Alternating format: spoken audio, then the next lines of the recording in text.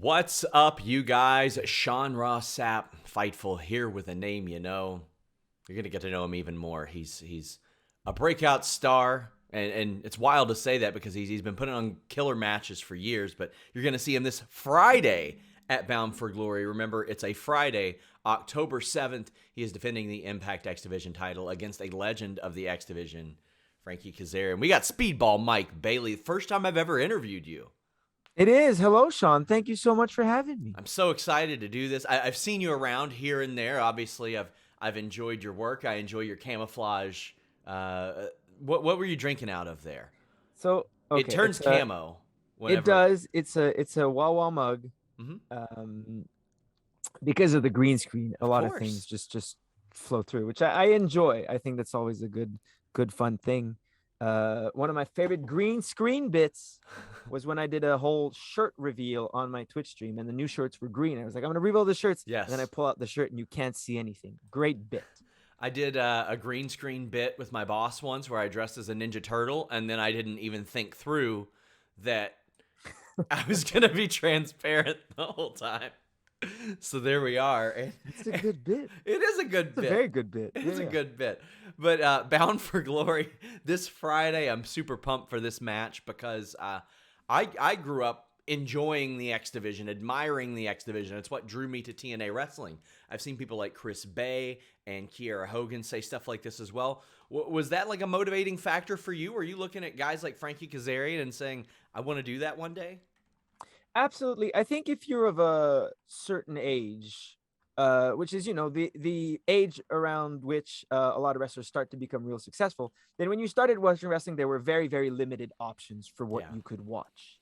And if you only kind of watch what's the most available, and then eventually you go right from that, from very old school, slow punch based wrestling to the X Division stuff that is action packed and high flying and super captivating and interesting. And you go, wow, this is really different and absolutely mind blowing, which was 100% the experience for me. Stumbling upon that early X Division stuff really made me see wrestling in a different way, in a way that having done some martial arts, I could 1000% relate to a lot more and was a lot more interested in. And I wanted to ask you about your martial arts background. Like, what style did you get started in? Taekwondo. Makes so I sense. started training Taekwondo at a coincidentally named school, with which I've been training. I mean, I've trained elsewhere, but I always went back to that school, conveniently named Impact Taekwondo. Ah, nice.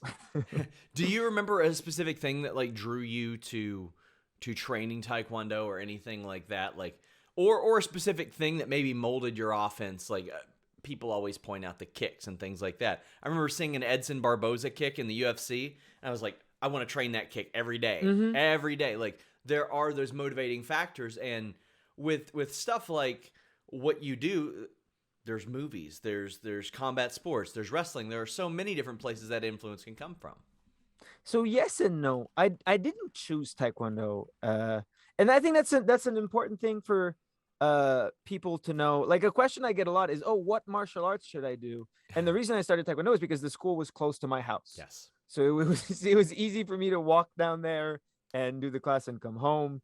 And I think like the number one predictive factor as to whether someone will stick with a martial art and make it the black belt is how close the school is to their house. So I mean, ever since I was a very, very small boy, I had it in my mind that I wanted to become a pro wrestler. So when I started Taekwondo, honestly, a big part of me was like, oh, when I do start pro wrestling, this is going to work out great. Yes. And it absolutely did. But I think I would have fallen in love with any other martial art that had a fun, positive environment as this school did. And you said that you kind of always knew that you wanted to be a pro wrestler. Do you remember specifically the point where you realized also, I'm capable of things that most people aren't capable of, and this is also going to benefit me? Because like I always wonder when I see people accomplish these physical feats, I'm like, they have to know that's not the norm. They have to know that's not normal, because that's a big part of why they're doing it, because it looks good as well. But when did that hit you and you're like, oh, I can do something that most people on earth can't? So that happened very, very young. I want to say probably like 8, 9 years old. That's impressive. But me and my brother would do like not quite backyard because we do it Yes. indoors, but resting on our mattresses. And we were smart about it. We would watch people on TV and we tried to like accurately replicate the technique and what they were doing. So like at 9-year-old Mike Bailey could probably do way crazier moves than he can now. I mean, so we had dressers on each side of the mattress. That was our top ropes. And my brother would stand up on the dresser with his little brother. He'd pick me up in a power bomb, and I'd counter it into a Hurricane Rana off of there. Jesus. Which is yeah, no, I did Phoenix splashes off of desks when I was 9 years old, and I'd like land them properly and hit them properly. And it happened very often that we'd have friends come over to wrestle with us, and my brother and I, who did this like many hours a day every day, we're like, oh wow, these guys can't really move. I just love the idea of you guys being like, these kids can't work. We got to get them out of here. So that is absolutely true. That is exactly what happened for the most part. Though we wouldn't be dismissive, we'd just be glad we had other people. But yeah, no, we were grizzled old veterans at 9 years old. I remember when I would, like, me and my friends would wrestle on the trampoline. We had this one friend who didn't get it, and he would like always kick us in the ankle, and I'm like, stop kicking us in the Achilles tendon. Like, that's not a move. That's not a move that we do. But I mean, you're in Impact now. How did that signing process come about? I'm always fascinated to see that because obviously you had been out of the States for a while. You had made your way back. But, I mean, the pandemic happened too, so that threw a wrench in a lot of people's plans. So how was the signing process for you? Like, who reached out? Well, so Scott reached out, as did everyone around that time, and there was, the process is never as romantic as people imagine, and it always takes more time, and it's a slow process that involves so. People, I think, imagine this in a very romantic way. Americans imagine that Scott D'Amore took you out for like a candlelit Tim Hortons like meal or something like that. That's just how we envision it. Yes. Right. Well, I mean, the way it ultimately happened, it ended up was me signing a contract on Josh Alexander's back. Yes. After losing a match to him that Scott had said, if I won, I would get a contract, but he gave me the contract anyways. So that part, honestly, is mostly real. That is where I signed the contract. However, there had been a lot more discussion and a lot more that went on leading up to that moment that is very, very boring. It's not boring to me, Mike. It's very interesting to me. I mean, this is the type of thing that I long for. But I mean, I would imagine you had interest from multiple companies. Yes, and there had been communications with some people that like you'll talk to someone and then that person will disappear and then someone else will come and talk to you and you talk to two people that aren't aware that the other person might be talking to you, and so there's that back and forth that's very slow. And I'd been communicating with people associated with major companies, including people from Impact, for several years before I could wrestle in the US and we could actually make something happen. But yeah, it took a while. And I mean, now you're exposed to almost a whole new audience, even though, I mean, you had such an incredible run before you had to step away from America. But like, it's constant. Like, you constantly see people saying Speedball Mike Bailey is one of the greatest wrestlers in the world, one of the greatest wrestlers on American TV right now. How does that make you feel after the time you had to spend away from the States? Is it like, wish I was here during that period? Or is it like a reinforcement, like I knew I belonged here, I knew this is what it could be? Because, I mean, we all did see it. Like, anybody that watched the PWG stuff was well aware of what you were capable of. So, yes, and that PWG stuff was in 2015. Mm-hmm. So I did a lot of wrestling after that. And it bothered me for years when people would come up to me and say something like, oh, I loved your match. People would come up to me in 2019 and go like, oh, your best match was your match that I've ever seen was your match with Roderick Strong from 4 years ago, which is patently untrue. I've had much better matches since because I've gotten like a lot better. But ultimately, like, it's very hard to say. I can theorize a bunch of scenarios where I you know, was able to continue wrestling in the States past 2016. And I did the Cruiserweight Classic, and I got a WWE job there. And then I realized I was miserable and hated wrestling and went to live on a farm. That's one of the many Yes. scenarios I can theorize, but like, you don't know. You really don't know. It could have been worse. It could have been better. You know, I had a great time for 5 years traveling the world and wrestling. And now I'm in Impact and I am absolutely killing it. And I am super happy doing what I'm doing. And there's no part of me that is like, I regret doing this. I should have done things differently. I did what I had to do. I'm glad it worked out.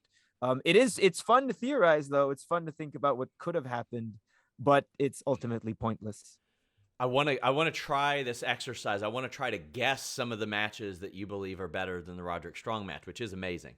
And Yes. I'll just go this year because like off the top of my head, there's like 10 this year that could probably be there. Lee Yes. Moriarty, Absolutely. Takeshita, Yes. Trey Miguel. Trey Miguel. Yes. That one maybe my favorite match this year. It's incredible. It's so good. ACH probably earlier this year. I thought that one was amazing. Yes. And let me think. I wasn't an Impact, I don't think, but Moose at Revolver. It was at Revolver. Moose It was at Revolver. Yes. Yes, I love that match. Like Sammy Callahan was always like sending me stuff, and he's like, "This is one you got to see." I like. It's not just in Impact is the thing. Like you're working these matches all across the country and delivering at the highest level possible. So I'm gonna give you one, and that triple threat between me, Ace, and Trey Yes, that happened absolutely. so that match is 1000% the most underrated match of my entire career.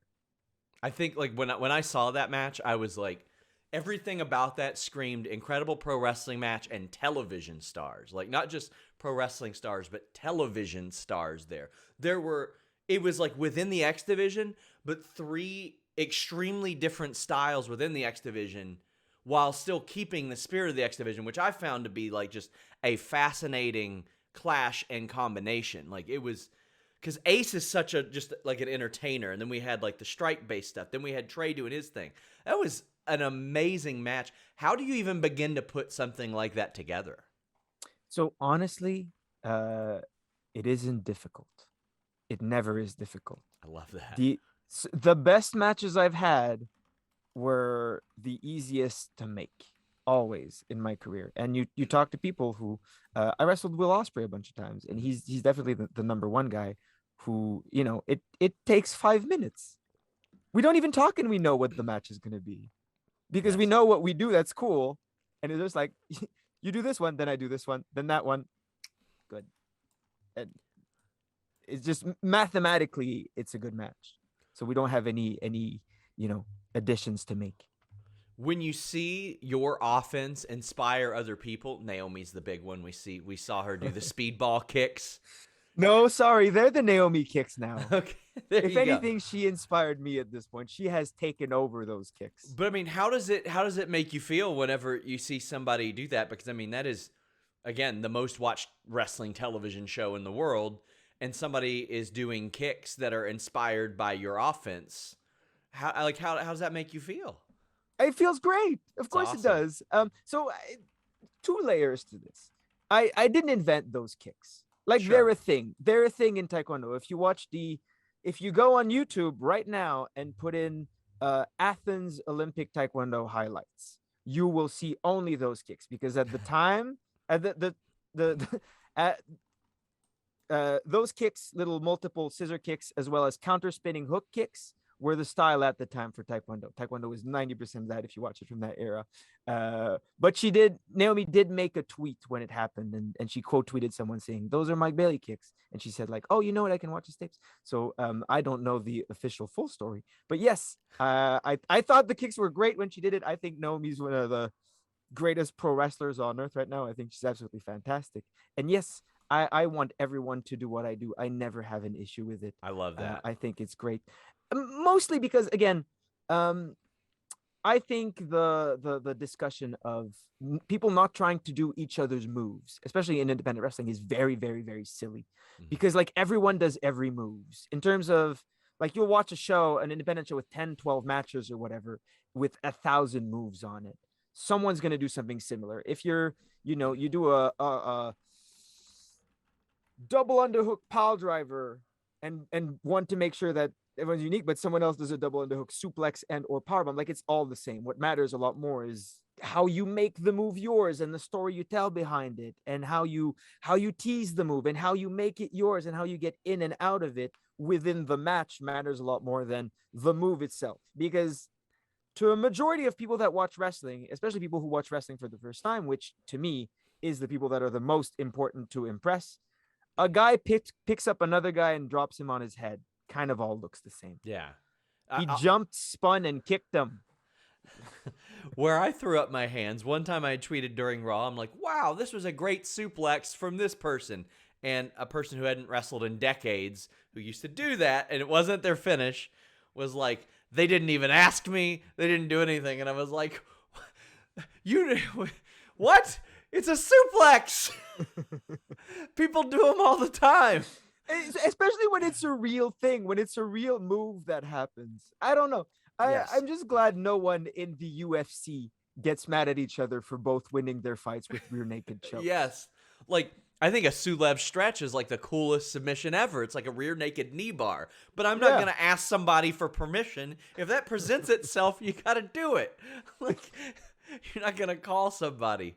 Well, we have an interesting reader question from somebody I'm sure that you absolutely have no idea who it is. It says, please ask him what the ideal time of year for some apple pie is. July, That the is, perfect month for some apple pie. July. that question is from the name we got was absolutely not Veda Scott. Okay, good. Thank you for Very them good. sending in this question, but So that is one of the very, very okay. So are you familiar with Tim and Eric? I'm familiar, but not like overly familiar.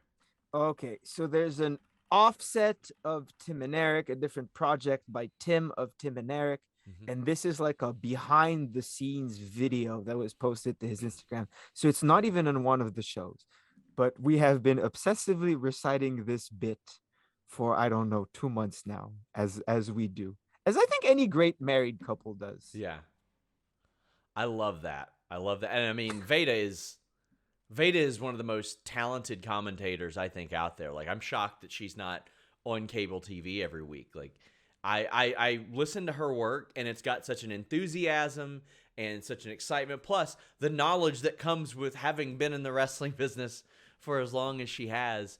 I love that. I was so happy to get a question from her. I may have messaged and said, "Hey, feed me a question." I cannot confirm nor deny, but she didn't. But fortunately, I got a question from not Veda Scott, which is even better. I could talk for hours about what a great commentator and just great mind for wrestling is Veda Scott. And it's a shame that coming from me, it all sounds so incredibly biased. Sure. However, I mean, it's a pretty unanimous opinion that their commentary is absolutely fantastic and adds a lot to every show. And like there is a noticeable difference. Even in terms of not just my own matches, but just you listen to any like pro wrestling show with commentary, when someone puts as much care and effort as Veda does, it truly, truly makes the show better. And that, like this is my line, this is the one I keep saying, but every show is better with Veda, or someone like Veda. There's a bunch of other great commentators out there, but I think Veda really stands out and making every show better and just being a full-on addition to the show, and the focus on making the matches better rather than.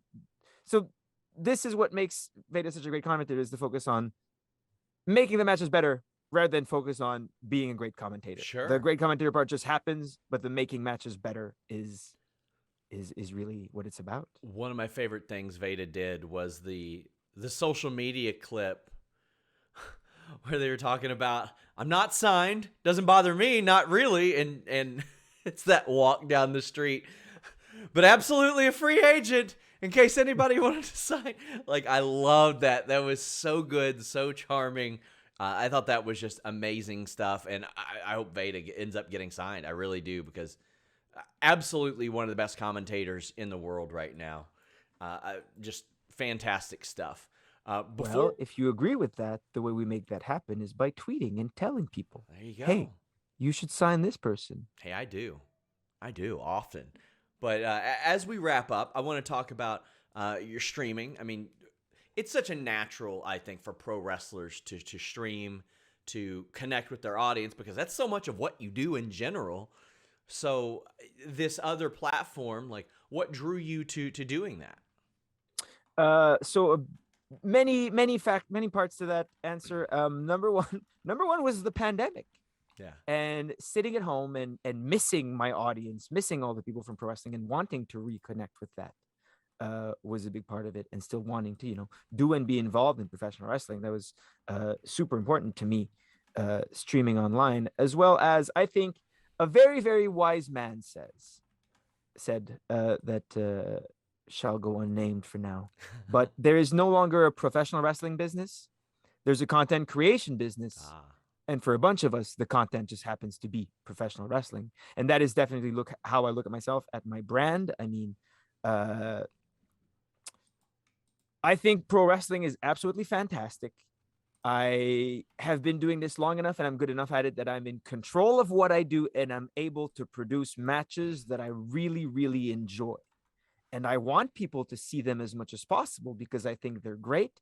And I think we'd have more wrestling fans if more people watched them. So, for example, I've been posting vlogs and match highlights and stuff on my YouTube channel. And a big part of that started from doing shows in Quebec, right before borders were open, and having great matches with people that I had a hand in training and absolutely wanted them to get out there. But the shows I was working on, because it's Quebec and it's smaller budgets and it's a smaller market and everything, had very, very little visibility. And me just deciding, okay, so instead of these matches just happening on this show and then never being seen again, I'm going to put them on YouTube, and we're going to watch them on my Twitch. I love that. And I'm going to try to make the most out of it I can. I'm going to leave no stone unturned when it comes to my match. I have this match, which I think is really great, and I want to do everything I can with it. And on top of that, I think necessary for any wrestler or any business is things like TikToks and Reels, and that's where the discoverability is at. And I think pro wrestling in 2022 is better than it's ever been. And I know that's somehow a controversial take, even though, absolutely shouldn't be. I think from my perspective, it's more successful than I've ever witnessed it, for sure. Absolutely. And I think it only needs to be, to reach broader audiences and for more people to see it. And I think, Impact is doing an awesome job with that on the televised side. They're putting out a lot of free content. One of my favorite parts about being with Impact is that they've put nearly every single one of my televised matches on YouTube as well for anyone to watch, and they do it soon. And it's great because it just means that more people can watch it. And I think, every wrestler needs to do their part in that as well, in putting out as much wrestling as possible for people to see it. And that's how this all grows, by us all working together and sharing it and putting it out there as much as possible. As we wrap up, we've seen a lot of crossover, MMA, pro wrestling, and the like. I've heard of a wrestler that I can't mention yet that was approached for an MMA fight. Have you? I'll tell you off the air. Have you been approached for anything like that in the past? And is that something you would entertain the idea of, or does this sort of satisfy your competitive urges? I feel like pro wrestling takes up way too much time for me to be able to focus. Maybe in a different part of my career, but then I might be too old. But I don't feel like I've competed in Taekwondo. I've done one boxing match, and it all ended up the same with professional wrestling, is that it's not worth the expense and the time and the weight cut to miss out on a wrestling match to do that. However, if it was one of those money fights with a YouTuber, yes. I would 100% entertain the idea. I think it would be great. I think it would be fun, and it would be worth it financially for you. Right. So that's the other side of it. So to answer your question, yes, I'll fight Jake Paul. That's what we want to see. That's what we want to see, and that's That's where this was going, right? Yeah, that's where this is going. I mean, I'm pumped to watch So- him fight Anderson Silva, legitimately. Love Anderson Silva. I do but too. maybe not Jake Paul. Maybe some, like, he's a little bit above my weight class. Yeah. I think Speedball Mike Bailey versus PewDiePie would be worth. There you watching go. or something. Let's go. Let's go. That's a headline right there. I'm sorry. That was No, that's I a made headline clickbait. right there. I'm selling some subscriptions off of that. Impact Wrestling star wants to fight PewDiePie. Calls out cute PewDiePie. Yeah, hell yeah. Oh my gosh. October 7th, Bound for Glory against Frankie Kazarian for the Impact X Division title. Speedball Mike Bailey, I know you got a busy one. Thank you so much for taking the time. I hope I get to speak with you again. Absolutely. Thank you. Until next time, guys, we're out. Don't let your internet browsing experience kick you in the face like Speedball Mike Bailey. NordVPN.com/Fightful has you covered. Check out all the pay-per-views that you want to see at a much more affordable rate because you can change your virtual location with just one click and subscribe to overseas services much more affordably than you can here in the States. Not only that, they got that online threat protection, block online trackers, malware, your trash can falling over in the middle of your office while you're doing an ad read. Sorry, it won't actually do that, but it does all kinds of other great things. I mentioned changing your virtual location with just one click. It allows you to get those services that I mentioned. But how about this one? You can browse safely and securely whenever you're on the road, whenever you're traveling, and it works on all your devices. Phone, laptop, desktop, PC, tablet, all that good stuff. And they have 3 great tiers for you, whether you want a VPN, a pass, a locker, or all 3. NordVPN.com/Fightful. Get additional 4 months off your deal and a 30-day money-back guarantee. Don't miss it.